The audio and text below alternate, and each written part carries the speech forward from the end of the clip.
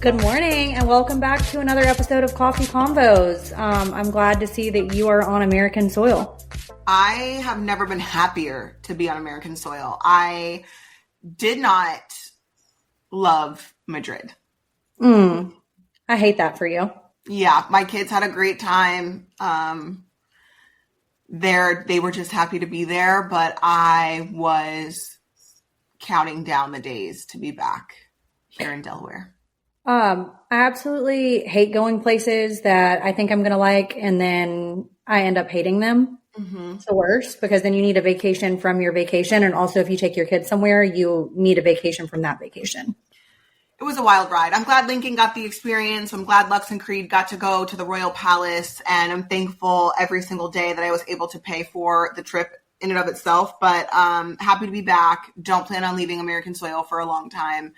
And I have a big interview coming up this weekend for Barely Famous podcast. And then I am getting a boob job at the end of the month. Are you so excited? I'm so excited. I did my pre-op call yesterday and we went over all the medication, all the things, all the details, sent my inspo pics, and I'm ready to be a much smaller version of myself in 2025.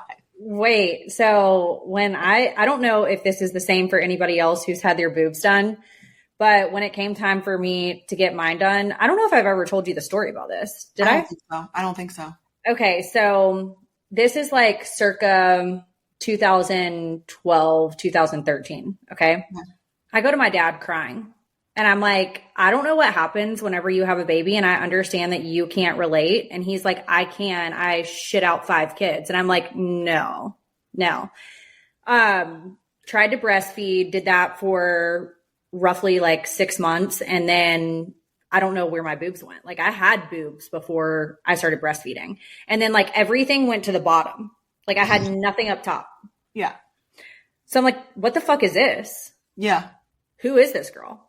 Mm-hmm. So I went to him crying and I was like, I feel like there is no other answer than implants. And what did he say? He was like, all right. Took me to the doctor. Did a whole episode on Chrisley Knows Best. He delivered me a boob cake before my surgery. Not the boob cake. He was there for the entire time. Pretty miserable experience, honestly, with a film crew. Mm-hmm. So be happy that that's not going on. But I don't regret it at all. Oh, I want my boobs to look like yours. Mm-hmm. I should have sent you as the inspo pic. I should have been like, because they asked me to send them like up to 3 photos. I should have sent them you. I should have been like, make them like my co-host. You want me to send you a nude? Imagine I'm like, hey, by the way, I like these tits, like, and send them. They would like, be like, this is somebody that I personally know. Okay, yeah. So when it got time for like the consult, I think I had 2 consults. I went in the first time to like assess everything, and then I had to go back in, and they give you like porno magazines. For what? To look through to see like which boobs that you like and which like you're supposed to go through and pick the things that you like out of each of the boobs so that they can like zone in. Oh, okay. Well, I sent 3 variations of Khloe Kardashian because I was like, she's 5'10" and I'm 5'8". And so I think she probably has like a similar build. I don't know how she got as thin and fit as she is outside of like surgeries and probably the gym, but like no that's trauma.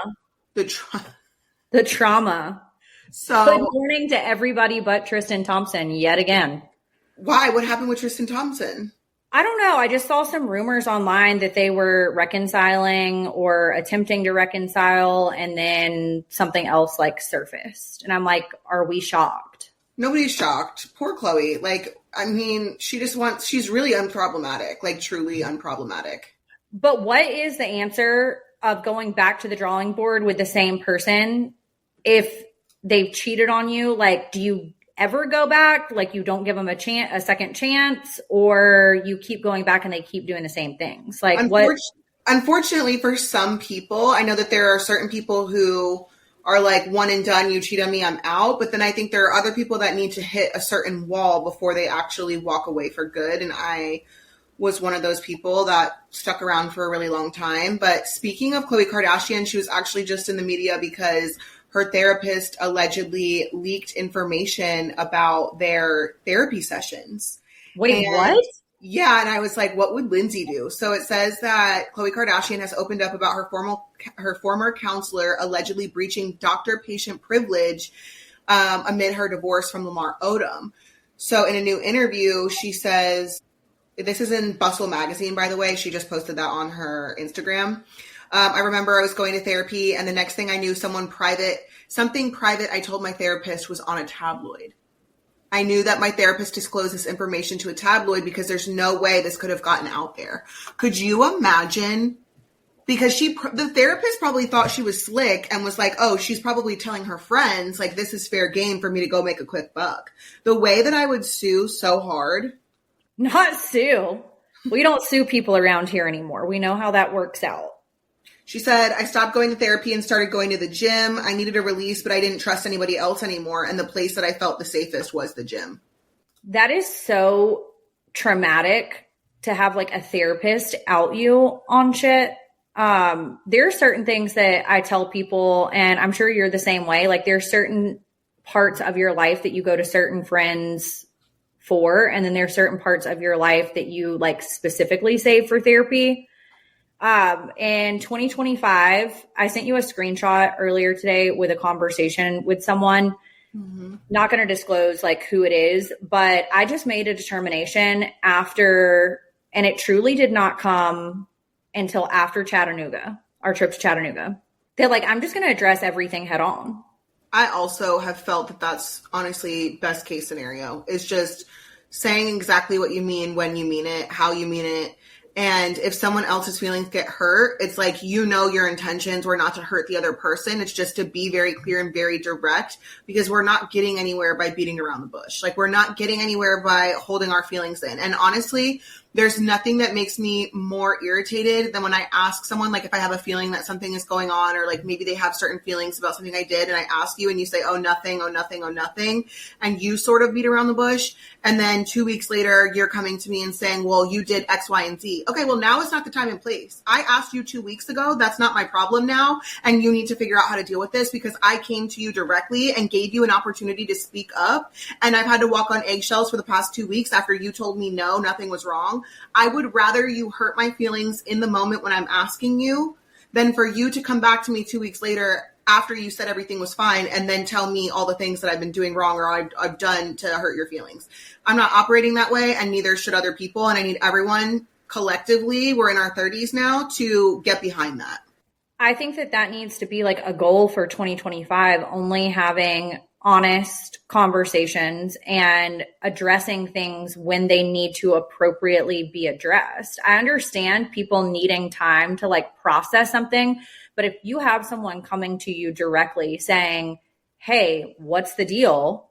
And then they act like there is no problem, and then weeks later come back to the drawing board and say something, absolutely not, because I gave you the platform and the time to be able to address it. If you weren't ready to have a conversation about it, that's one thing. I think saying, okay, this is what I feel, but I'm not ready to have a conversation about it. I'll let you know when I'm ready to have a conversation. Then the ball bounces back to your court for you to decide, okay, I'm either going to have it or I'm not. 100%. I actually just had that conversation with Kristen this morning before we got on here, because I was like, obviously we're coming to a close. 2024, is ending, and 2025 is beginning.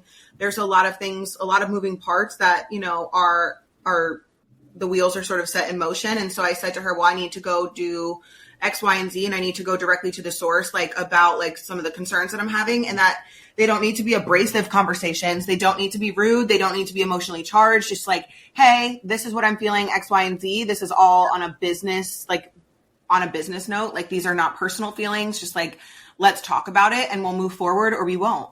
No, I 100% agree with that. But back to the comment about the therapist. What do you think about couples therapy? I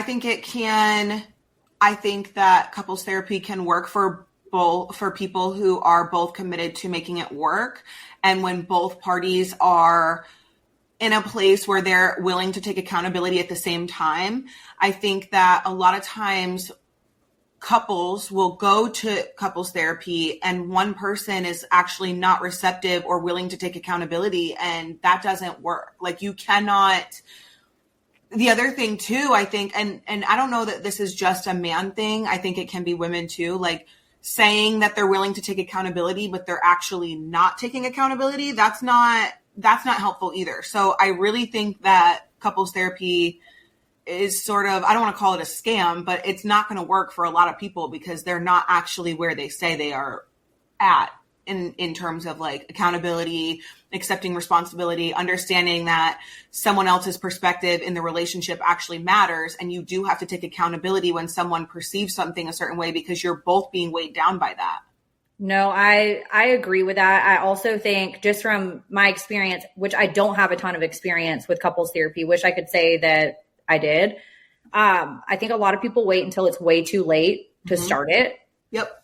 Like, the problems are already so deep, and the resentment there is so much resentment that is built up that you thinking you're going to couples therapy and it's going to be resolved in one session, you're setting yourself up for failure. I also think that you need to be clear with your partner. Don't care if you're married, in a relationship, whatever, because some people just genuinely don't believe in therapy. No, they really don't. They really, really don't. And I've experienced that firsthand, like, where I'm like, okay, let's go to therapy then. But to your point about going when it's entirely too late, I think the flip side of that is like literally starting therapy when maybe there's regular miscommunications, regular misunderstandings, because you're going to figure out how to fix that and also start to build a tool set for future issues. But when you're waiting until there's, a whole premarital affair for 9 months, that's not premarital affair, extramarital affair for 9 months. Premarital affair. I hope not. Any of that's, you're already fucked. Like, I'm not saying you can never come back from it, but the chances of you coming back from that. And speaking of extramarital affairs. Oh God. Coffee Combos podcast is brought to you by Progressive Insurance. Do you ever find yourself playing the budgeting game, shifting a little money here, a little there, and hoping it all works out? Well, with the Name Your Price tool from Progressive, you can be a better budgeter and potentially lower your insurance bill too. You tell Progressive what you want to pay for car insurance, and they'll help you find options within your budget. Try it today at Progressive.com. Progressive Casualty Insurance Company and Affiliates. Price and coverage match. Limited by state law. Not available in all states. I was inspired. I don't know if you know who Reb Maisel is. She's an attorney on TikTok that I'm obsessed with. She's so fucking funny. But she posted this video on her TikTok that got like millions and millions and millions of views. And she's basically talking about a bachelor party and a bachelorette party that were had on the same night in different places. And basically what happened was the guys go to a strip club for the bachelor party, and the groom went in the back room, got a lap dance, but did not hook up with the stripper. It was just a lap dance. And I say just a lap dance pretty loosely because I know that different people have different expectations when it comes to strip clubs. But the soon-to-be wife ended up calling off the wedding. And I wanted to know your thoughts on it, but I do think Kristen should play the video so that you have like the full context of the story. Yeah, I want the whole context. And you're going to love Reb. She's so funny. That is not my drama or my friend's drama, but friends of friends drama. That has kept me up at night since I heard about it over the weekend. Amazing, perfect, gorgeous. Okay, so let me set the scene. One of our guy friends goes up to a group of my friends, okay, and says, hey, hypothetically, would you call off the wedding if your fiance at his bachelor party got a private dance from a stripper at a strip club, but didn't hook up with her? Okay. And immediately my best friend clocked it. She was like, that sounds hyper specific. Who did this happen to? This is not a hypothetical. Who did this happen to? And he said, okay, you don't know them, but I'll tell you the story. And then you can tell me what you think. Okay. You can tell me what you think. And at that point, the story had ended there. Okay. With like, oh, he didn't cheat on her. Da, da, da. Okay. But this is the story. These two people had been dating for 8 years. Okay. Fiancés, they were in love. Everyone said they were long-term. It was the only people that they'd ever been with. And by the time they got engaged and were about to be married, they were in their late 20s. So it wasn't like a 23-year-old immature situation. Okay. They were cooked and ready to go. So they had their bachelor and bachelorette parties on the same weekend in the same city. They were all in Miami. Okay. Just to show like, yeah, like their friend groups are so intertwined and like they were so comfortable with that. Right. So he goes to a strip club. The bachelor party goes to a strip club and she knew about that, knew that they were going. Okay. So that wasn't the issue. He gets somehow a private dance with a stripper at the strip club. And she finds out about it and gets really, really mad and calls off the wedding. Is like, no, but she believed him and everyone agreed that he didn't cheat on her. Okay. He didn't cheat on her. There was something physical that happened. It was just like a private dance from a stripper at a strip club. And personally, okay, complete aside, I am not down for guys' bachelor parties. Like my fiance going to a stripper club or having strippers at his bachelor party. I know that it can be a joke, fun, funny laugh. Like it's part of the culture. It's part of the thing we do. But I think it's sinister. I don't like it. I wouldn't be comfortable with it. But I know a lot of people are. And I know a lot of really devoted, amazing husbands totally have strippers at their bachelor party. Okay. It doesn't mean that you're immediately shitty, but like, right. Most guys at that point, honestly, have probably been to a strip club. And if you haven't, amazing. But like, that was kind of the gist that our guy friend was getting at of throwing out this hypothetical is he was thinking, okay, isn't that it's a little much, right? To call off the entire wedding after 8 years of like an amazing relationship. And this was the only thing that had happened, and like he didn't cheat on her, all this stuff. Okay. And of course the entire wedding party, okay, tens of thousands of dollars lost on this wedding, probably giving her so much shit for it. Mind you, I thought the whole time, I'm like, he had to have cheated. There's no way. And they're like, no, she even agrees. Like, no, he didn't cheat. All of this fucking flack and heat for it. Okay. Because she was too dramatic. She like broke up with him fully. Okay. 1 month after she calls off the wedding, he starts dating the stripper. Apparently they had exchanged numbers at the private lap dance. Now, mind you, he does not live in Miami. He doesn't live there. Okay. He's not from there. He had never met this girl before. He had never been to the strip club before. Starts dating the stripper. And when I say dating the stripper 1 month later, I mean like full on the grid photos on Instagram, captions that are like Nirvana with you, devoted, like my love of my life with this girl. Okay. And you're probably thinking immediately, well, what do these characters look like? He is not worth all this trouble. I'm going to tell you right now. They rarely fucking are, but like he looks like the main character from A Bug's Life, period. Okay. These two women are shockingly beautiful. Like I saw photos and I was like, holy fuck. And I'm not just saying that. They look like Instagram models, but aren't Instagram models. Like I was like, oh my God, like they're just like stunningly beautiful. They both look the fucking same. They both look alike. They could be sisters. Yep. Yeah. Oh my God. Yeah. I cannot imagine the vindication that the ex-fiance had of being like, period. Like, not that isn't also horribly upsetting to hear, but I know that she was in every fucking group chat, 2 middle fingers up to every aunt who was giving her shit and was like, I clocked the tea before it was brewed. Thoughts? Okay. Number one, we've talked about before that I do not like bachelor or bachelorette parties. That's number one. I think it completely negates the entire idea of a marriage. Really quick to touch on that, what would you, for like a bachelorette weekend, what would you like to see instead of that? Like maybe like an Airbnb, go to dinner with the girls, go to the beach, do something like that? Yeah, like a spa day, something that is not like any type of trouble. I just feel like that's setting the situation off on the wrong foot. So like maybe like a wine and paint situation, beach, spa day. Love that. I actually really love that. I think that a lot of people see it as like their last time as like a single person. But to me, you're already in a committed relationship. A woman knows, right? Like this fiance knew that whether he cheated or not, something was up or she wouldn't have called off the entire 8-year relationship in the marriage. I 100% agree with that. Back to the point that you said, like last hurrah and single, you're not single. Like, I don't know who made that idea up, but you're not single. You are in a committed relationship and are committing to what should be a lifetime relationship, right? Yeah. So us doing this last little hoorah, like what, you need to get your rocks off like one more time before you're married. That does not make sense to me. I don't like it. I'm not co-signing it. find a fucking hobby that's not a strip club. I do not like strip clubs. I do not like any part of that industry at all.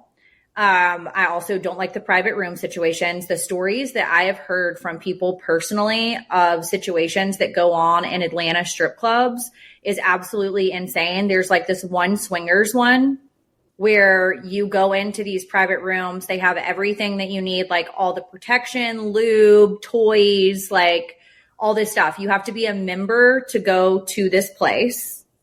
And they have people there that will swing with you, that are employed by this place. And then you can also like meet other swinger couples that are there, and you all go into a room, like do that whole shebang, whatever.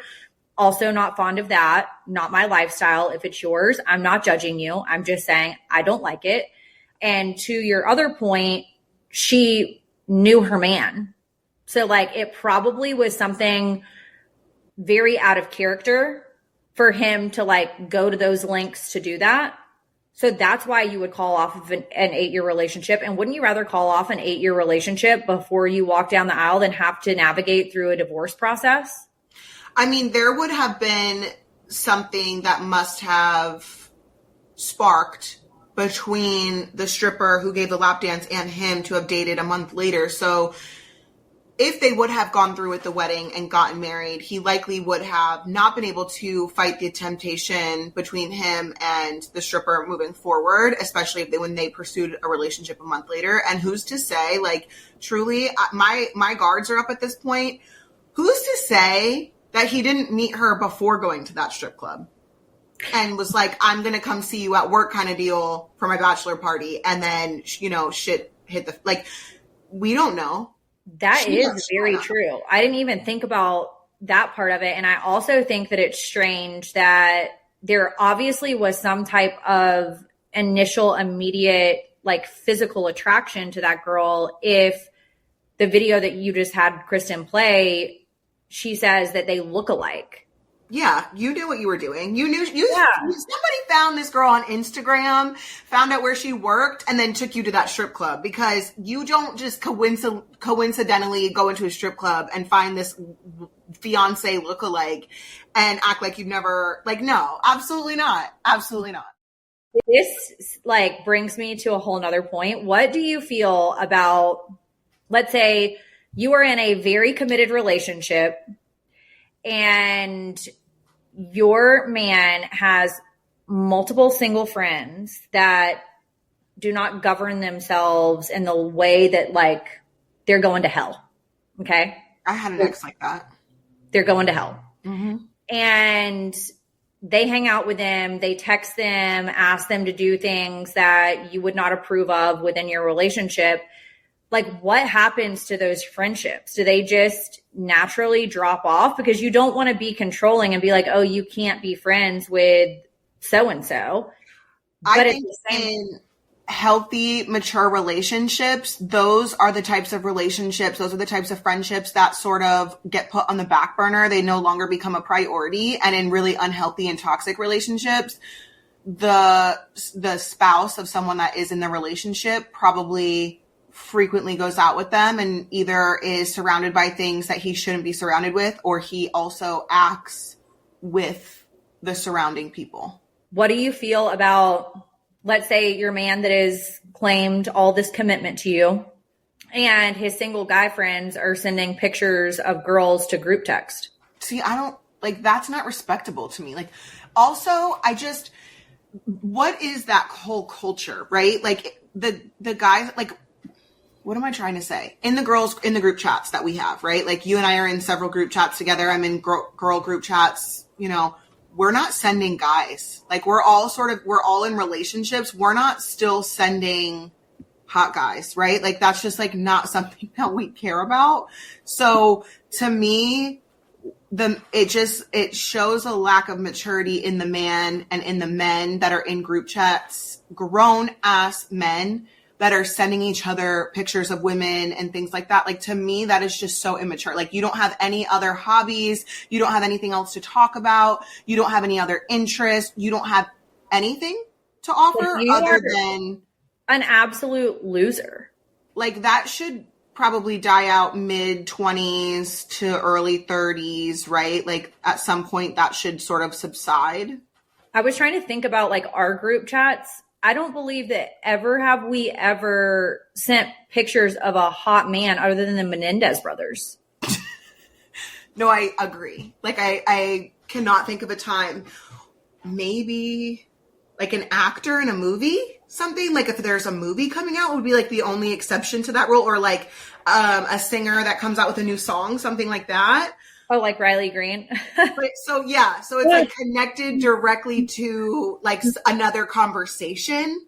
Yes. But to just send like random, and like that's both when we've been single and in relationships. Like that's just not something that we regularly ever talk about. And across the board for all my friend groups, like we just don't.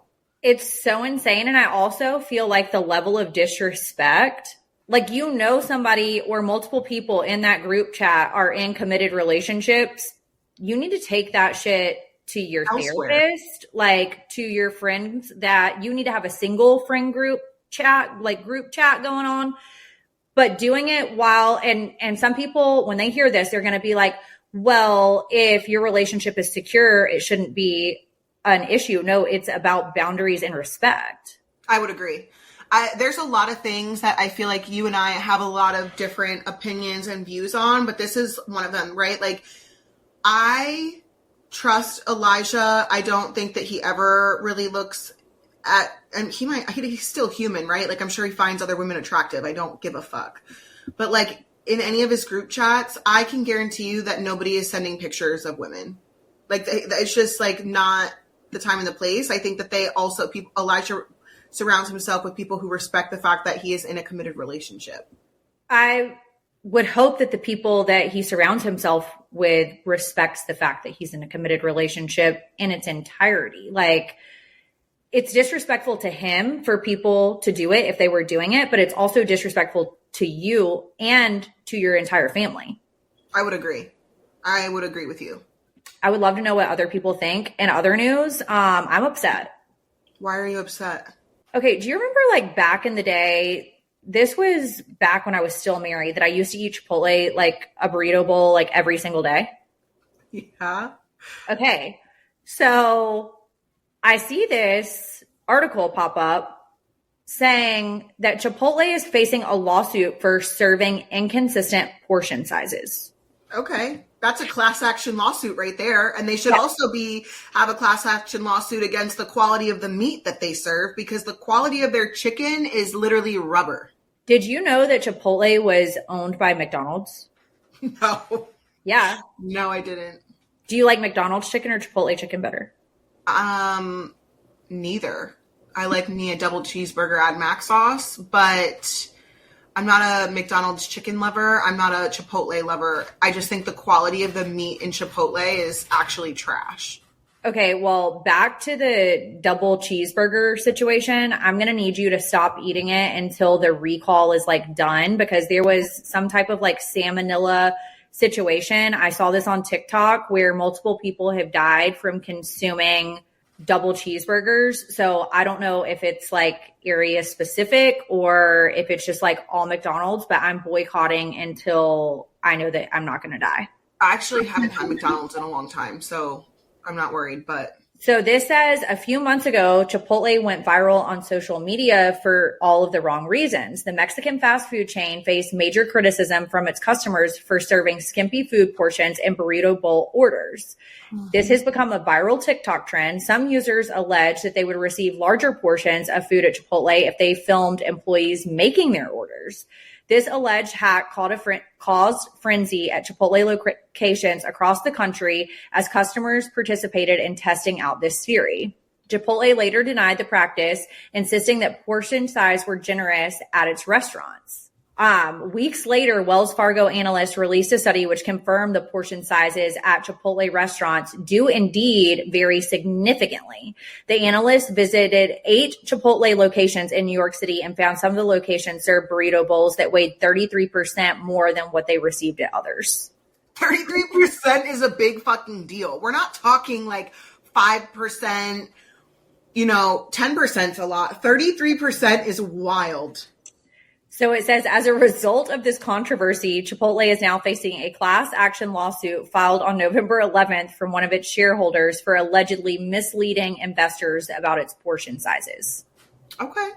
So it's saying that the shareholders claim that, so this isn't like consumers. This is a class action lawsuit from shareholders in Chipotle, saying that the investors suffered significant losses and damages as the controversy over portion sizes caused Chipotle's stock price to fall by 7.86%. Well, good for them. I'm glad they're staying on top of it. But and TikTok wins again. I just need to tell you that this is absolutely true. Like, as an avid Chipotle visitor, sometimes you go and you feel like you're carrying a dumbbell when you leave in your bag. And sometimes you go and you're like, did I get a kid's meal? Yeah, no, 100%. I think that's across the board for a lot of fast food restaurants is like the stock price fell less than the discrepancy in portion size. Literally, that's crazy. It's upsetting too because I think places like Subway and other like Jersey Mike's, they do the same thing. They embellish. I mean, even McDonald's does it. Like they embellish the way that it looks, and then it's different, compared to what you get, and then compared to the next person, right? But Chipotle has the craziest discrepancies I've ever seen. Okay, but why would they not just do like measuring cups as their Takes too much time. spoons? Takes too much time. I don't really care because when I go, I feel offended if I'm not getting what I'm wanting. Also, I'm pissed off at advertising when I look at McDonald's and I see that chicken double Big Mac chicken sandwich shit that they had going on, and it is not what it looks like. I need, while they're making these changes going into 2025, hopefully they settle the lawsuit. I really hope that they up their quality of the meat. I'm not sure that that's going to happen, but I don't really have a problem with the quality of the meat. So you don't feel like you get like that rubbery, gristly chicken? No. That's how I feel. I mean, the barbacoa is not as bad, but the chicken, I don't trust it. I could just remember when we were in LA and I ordered Chipotle and you were like, that stinks so bad. Yeah, it smells horrible. There's no flavor to it. Like, what is the flavor of it? It's nothing but flavor. There's no flavor to it. Okay, I need to know, people who are listening to this, if Chipotle is flavorful or if it's bland. Because Will claimed when we were married that the reason that we had problems at dinner was because Jackson and I both have bland taste palates. So maybe it is bland, but I feel like it's flavorful.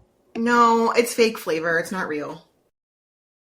All right, let's talk about Wayfair for a second, because if you're having a backyard get-together, Wayfair is your one-stop shop for outdoor entertaining. I just got a ton of stuff for my pool area, and I did the camper for our camping trips. And you can do this too if you're having a cookout. You can shop patio tables, grills, and dishware. If you're having a pool party like me, kick back with lounge chairs, day beds, and umbrellas. And they have you covered for game night too. They have cornhole, croquet, and string lights to set the scene. I absolutely love Wayfair so much. We've talked about it so many times and I just keep ordering. I know that I just sent you a link to the hot tub that I got. I am so excited to get mine fully set up whenever I get back home. Y'all, they have outdoor seating for gatherings. They have outdoor dining for entertaining and quality family time, outdoor decor to set the scene. They just have a huge selection that there is something for every style and every home, no matter your space or your budget. Wayfair truly does make it so easy to tackle your summer home goals with just endless inspiration for every space and budget, including the outdoors. The free and easy delivery, even on the big stuff, is a big game changer for me. So no more huge delivery fees for patio furniture. You're going to get the big stuff like patio sets, gazebos, hot tubs, outdoor dining sets, and more shipped free. Shop outdoor furniture, grills, lawn games, and way more for way less. Head to wayfair.com right now to explore a huge outdoor selection. That's WAYFAIR.com.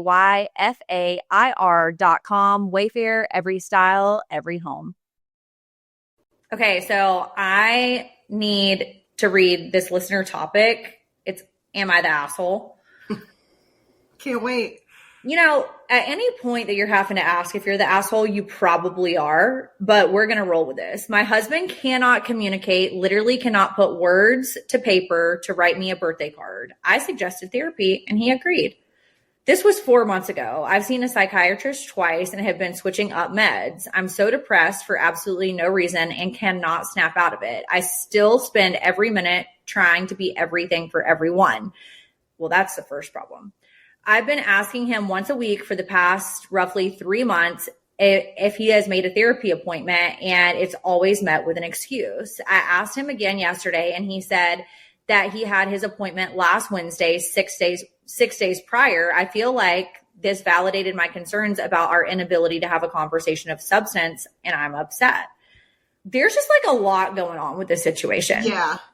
Right? No, there's a lot going on in this situation. And I mean, therapy would have been a great option, I feel like, in this situation. But, you know, some people just have an inability to like outwardly communicate, and they feel like they're communicating, but they're not. I was married to one of those people.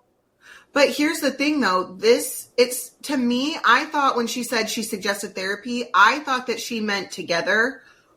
You're suggesting therapy to someone and also requiring him to be responsible to make the appointment. But I was under the impression, based on this, that they were going to go to therapy together. Okay, well, let me back this up. Do you feel like if you were going to be doing therapy together with someone that you also need to be doing individual therapy by yourself? Because I do. Yes. But again, when it comes to therapy, it really boils down to whether the person is willing to take accountability and actually do the work that therapy is. You don't just, we've said this for the past 5 years. You don't get to just show up to therapy, talk a little bit, and then go home and act like you never went to therapy. Therapy is real work. Therapy is really, really, you have to be in the right mindset for that. And if she's being met with excuses, to me, this is a sign that he's not actually committed to therapy. He's not in the right headspace to go to therapy, and therapy is not going to work for him. And at the point that he is not making appointments himself, he's probably not going to be able, because, I mean, think about it, right? Like, I went to therapy with 2 of my exes, obviously not at the same time. And Thank one God. of them, I actually, with both of them, I was met with me scheduling the appointments, me showing up, and half the time they did not show up. Wait, what? They just did not come to the therapy appointments. Okay, I need to ask you this question. Do you feel like therapy is more better for you? Or better. More better for you if you were doing couples therapy to do it in person? Because I feel like when you're at home or like in your own space and trying to like make it convenient for both people, it takes a little bit out of like the effort that's being put in to do it. Like, I feel like being in the same room with the same person with the emotions all there is better. Yes and no. I also think a neutral territory, depending on how high conflict the situation is. The other thing is that, and to be removed from the situation, I feel like can be helpful for me, because it's like you're leaving some of those feelings behind. Basically, I believe it's probably situational based on the issue, right? Like, if you're trying to avoid having problems within your home and you're wanting to kind of go and trauma dump on your therapist with each other, then it's best to leave the house. But I also understand your perspective on being able to implement those tools while doing therapy from your house. Yeah, and maybe the answer is that both are true, and you could do a combination of both, because I feel like that could also be productive as well. But the level of reception and willingness that I've experienced from men to go to therapy has not been, I haven't met a man yet who has been willing to go to therapy and actually do the work and actually take it seriously and be in the mindset to take something like therapy seriously. So I don't know if it's just like innately or generally speaking, most men just are not therapy. Well, I think it's society, right? I think men or boys are raised that you're strong, you are to be a leader, you are to be a head of a household, you are to do all of these things. And so I think it's our responsibility as women that are raising boys to let them know it's okay for you to have emotions. It's okay for you to have feelings. All of that is valid. I never want my child to grow up and have some of the roadblocks that his dad had because he was raised that you're a boy, you don't have feelings. Mm-hmm. You know, and so I tell Jackson all the time, I'm like, if you're feeling something, say it. Yeah. And don't hold that shit in. I tell my kids, specifically my middle ones, like when they have a hard time with their feelings and stuff like that, I'm like, it's okay to be mad. It's okay to be upset. It's okay to be sad. It's okay to be all of these things. It's just like how you handle it is, you know, what we have to work on, right? Like you can't be throwing things or you can't be hitting or, you know, whatever it looks like. I'm like, there's just a way to be mad or be upset. And, you know, I think just as a society and as a whole, and as a whole, we just need to work on that with men specifically. And I think as generations go on, we're getting better with it, but hopefully 100%. We also need to normalize that it's okay for boys and men to cry. Oh, 100%. And just, you know, like what the fuck is that? Like, I haven't, have you ever heard somebody say, I haven't cried in I've cried like 3 times in my life. The fuck? I cried That's not normal. 3 times last week. Like, are you human? It's insane. Like that is the craziest. Obviously, let's normalize like being able to regulate our emotions, but you can't regulate your emotions if you're not taught to do that. And I feel bad for, you know, men that it's like seen, not heard, don't cry, that's crazy. It's so crazy. But back to this situation, I feel like she would definitely benefit from doing individual therapy before working on doing therapy with him because she's already with a psychiatrist claiming that she is depressed. And so I think maybe working through some of that stuff before trying to do couples therapy, if that is the intention, is probably the best. Some people just cannot communicate, and until they're willing to get help for themselves, you can't help them. I agree. And that goes across the board in life and with all things, right? Yes. Like addiction, therapy, self-help, just like anything in general. Agreed. Can I tell you about this other lawsuit that I'm very upset about? Yes. Because I have this in my pantry, and a lot of it. When I say like have it in my pantry, like an entire shelf of it. Kraft mac and cheese class action lawsuit over artificial preservatives will be moving forward. This actually hurts my heart because I love Kraft mac and cheese so much, and I will always pick the powdered cheddar over Velveeta. Oh, are you a powder girl over Velveeta? 100%. Obviously, okay. Homemade mac and cheese is in a different category. Like I just feel like that there's no real comparison. But when it comes to boxed macaroni and cheese, I am Kraft all the way over Velveeta. See, I didn't grow up on Kraft. Yeah, I grew up on Velveeta and I hated it. My mom always bought boxed Velveeta, and it pissed me off because I'm like, I just want Kraft. So Kristen just said she adds 2 packets of powder to 1 box of macaroni.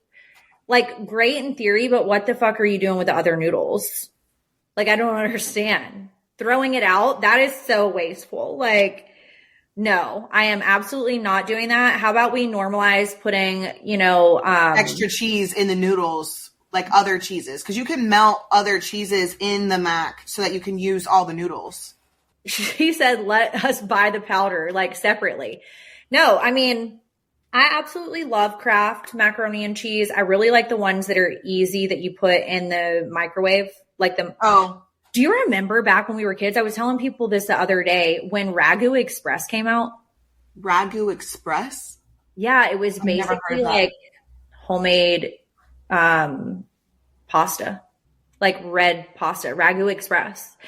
Anybody listening to this, Kill is looking at me like she does not know what Ragu Express is, and she has never had it. I'm pretty sure they took it off the shelves, but it pisses me off. No, I've never heard of Ragu Express in my entire life. Like, I don't even know what that is. Oh my God, it's so good. But let me tell you about this class action lawsuit. An Illinois federal judge declined to dismiss this class action lawsuit filed against the Kraft Heinz Company and Kraft Heinz Ingredients Corp. Over claims the company falsely marketed a variety of its Kraft macaroni and cheese products as containing no artificial flavors, preservatives, or dyes. The judge disagreed with Kraft's argument that the citric acid in the mac and cheese products was natural and that consumers lacked support for their claims that the products contain artificial citric acid. The Kraft action lawsuit was filed in an Illinois federal court, and the judge is declining to throw it out, so they're going to move forward.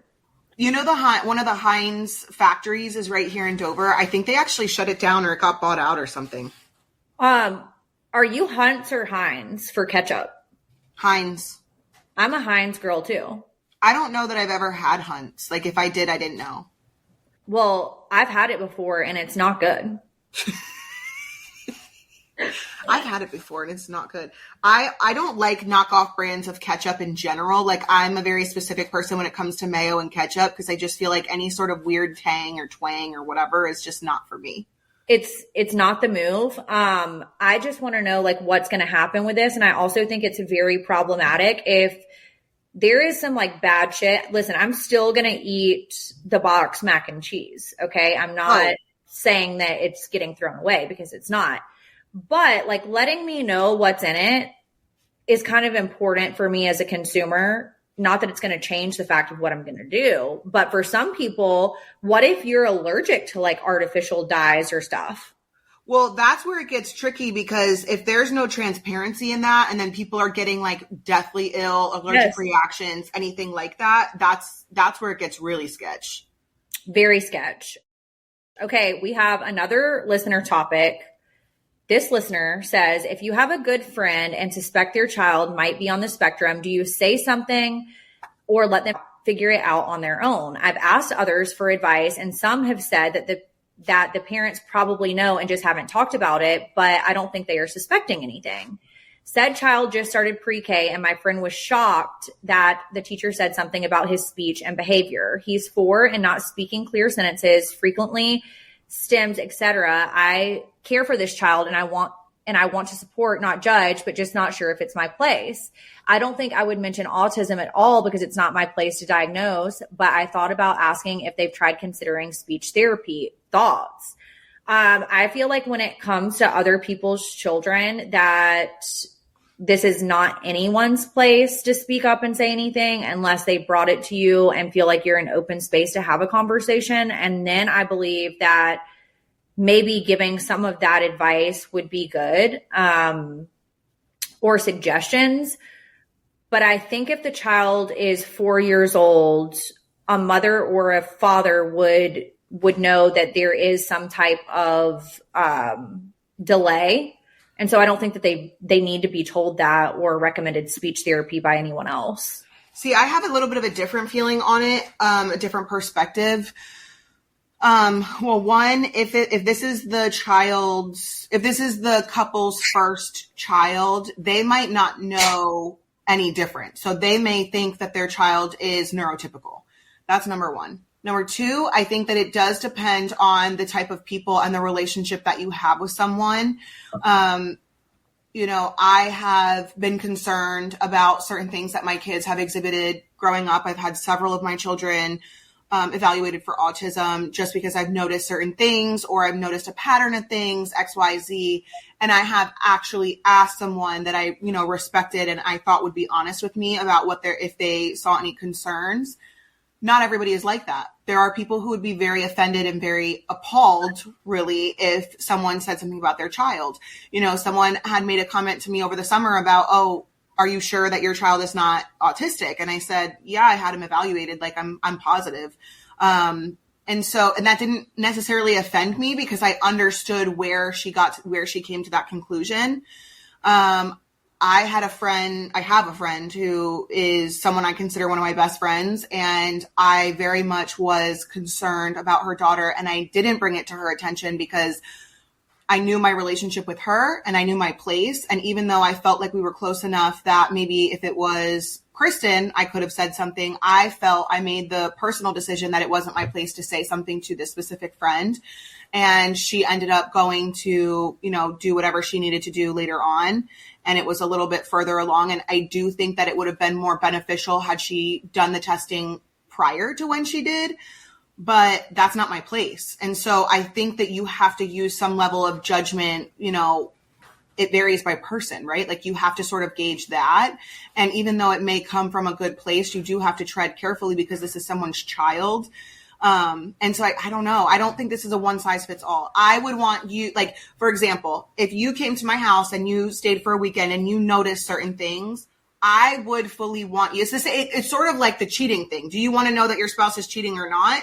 And even though you say that you want to know, you might actually not want to know. It's one of those things. I would want someone to tell me and raise red flags so that I could keep an eye out for my children.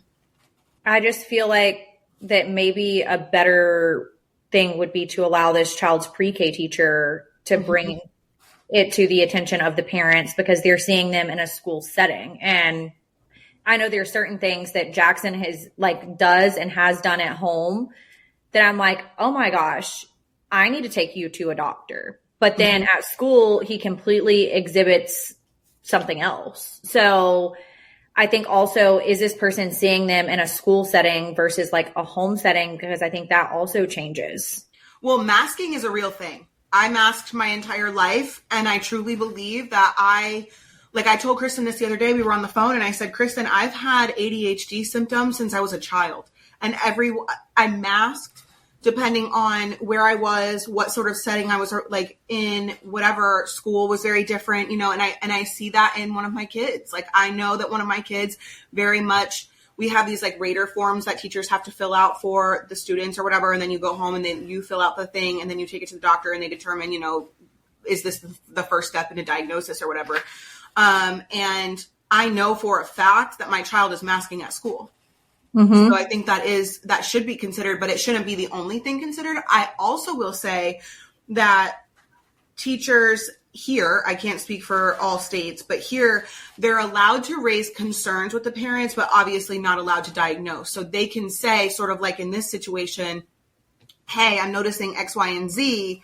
You might want to think about getting them evaluated. I know that they're allowed to, certain places are allowed to say that. I don't know if that's a federal law or if it's state by state, because also in the state of Georgia, they're not allowed to diagnose. They're allowed to bring concern within a conference, send an email, like whatever it may be, but to even direct you as a parent to have your child tested, that's not even allowed. Really? Oh, yeah. They can't suggest. Maybe that's the same here. I know that they can sort of like raise concern, like have concerns. Maybe they can't suggest. No, I'm pretty sure because I did a whole parent teacher conference a couple years ago with one of my kids. And they gave, not referrals. I don't want to call them referrals, but they gave options for who does certain testing. Oh, interesting. So I don't know if it was like, because I asked, they were allowed to offer like, hey, we know of X, Y, and Z places that do it. Or if I didn't ask, they're not allowed to. I don't know. I have no idea. And I also just want to say the person said that they don't want to say autism, but refer to it as spectrum. From what I know, it's all on spectrum. So like if you're saying autism, it's spectrum related. So like those words are kind of interchangeable. Asperger's is no longer recognized in the world of spectrum. They have now leveled autism. So it's like autism level 1, 2, 3 based off of severity. But it used to be Asperger's was an acceptable term to be used for a form of autism. But it's separate. It is autism, but it is not a term that is socially acceptable to be used anymore. That would be like autism stage 1 or level 1. So Asperger, we don't say Asperger's anymore? No. It would be like level 1 autism. Yeah. Or like And stage then 1, whatever. Is level 1 the highest functioning? Yes. And then level 2 would be moderate, mild autism. Yeah. And then 3 would be maybe what? Nonverbal? More severe. More severe. Okay. Yeah. That's Yeah, so but it's all spectrum. Well, I think that I can't speak for all states. I know Delaware it may still be the number 1 state for autism resources. Also, early intervention is big here, like really, really big here. So they offer services that are free to families. It doesn't matter your income. They offer speech therapy, PT, ECE, like all of the things that you could possibly need from birth to 3. And then it gets you your foot in the door for whatever services you may need or qualify for beyond 3 years old. One of my twins is in several services. He has therapies that come 3 times a week. And so he has an ECE, speech, and PT for just therapies to get him to hit the milestones that he needs to hit. Doesn't necessarily mean that he's on the autism spectrum or not. Right now, we're not seeing signs of being on the spectrum, but birth to 3 as a whole is a program that they do just to be able to get your child on. Maybe it's a speech delay and that's it. Maybe there's nothing further outside of that. But I know that Delaware is a really, really good place to be in. And other states may have similar programs to birth to 3 or maybe the same program. So, if this person, needs resources, like maybe offer some resources in a gentle way that doesn't necessarily pinpoint or target that child that you are concerned about. No, I agree. And I think early intervention is so important because before they start kindergarten, you can really have a grasp on your child and what's going on so you can advocate for them the best before they get into an actual school setting. Agreed. And on that note, we have foul play. My boyfriend and I at the time decided to do mushrooms one night in our apartment. We had just finished having sex, lights were off, and the mushrooms really kicked in. I was in one part of the apartment, and my boyfriend went into the kitchen around the corner. Suddenly, I hear a big crash on the floor and go running into the kitchen. My boyfriend had stood up too fast and passed out, knocking right above his eye on the kitchen cabinet. The way blood was gushing out of his face on mushrooms. It's a moment I'll never forget. We were both ass naked, absolutely freaking out. Don't worry, though. A few of his friends came over and poured liquor on it and stitched it up in the bathroom. You guessed it, on mushrooms. Ma'am, if I passed out in a kitchen and gashed my eye, someone coming over and stitching me up is not a fucking option. But I think when you're on the mushrooms, you're like, yeah, it's cool. I don't know. I've never done them. What is it like? I don't know if it's like chills you out. Like, I don't know. How do you feel like you would talk if you were on them? I just picture like hippies, like stoned hippies, and be like, yeah, dude, like just like so chill, so cool. I don't know if that happens or not. The way that I would take some Gorilla Glue to my eye. Oh, for sure. Just throw it on there. Like, could you imagine just some rando, like one of your friends just coming over and it's like, hey, let me stitch you up. I have zero knowledge of how to do this whatsoever, but I got this needle out of my sewing kit and here we go. Near your eye? No. Yes, I hold it together, hold the wound together, let it stick for a second, glue it, and then hold it there because you don't want the glue to also seep into the wound. You want to hold it together so it doesn't, and you want it. No. The way you're holding that, your fingers would be glued to your eye also. Oh, you're right. You are right. That's crazy. Like they'd be like, right?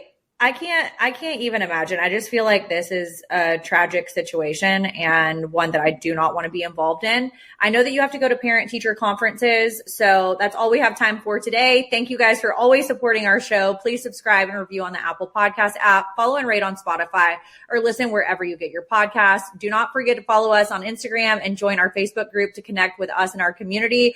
Full video episodes are now available on Kale's Patreon. To join, visit www.patreon.com/Kale Lowry. We hope that you guys have a great week and we'll talk to you soon. See ya.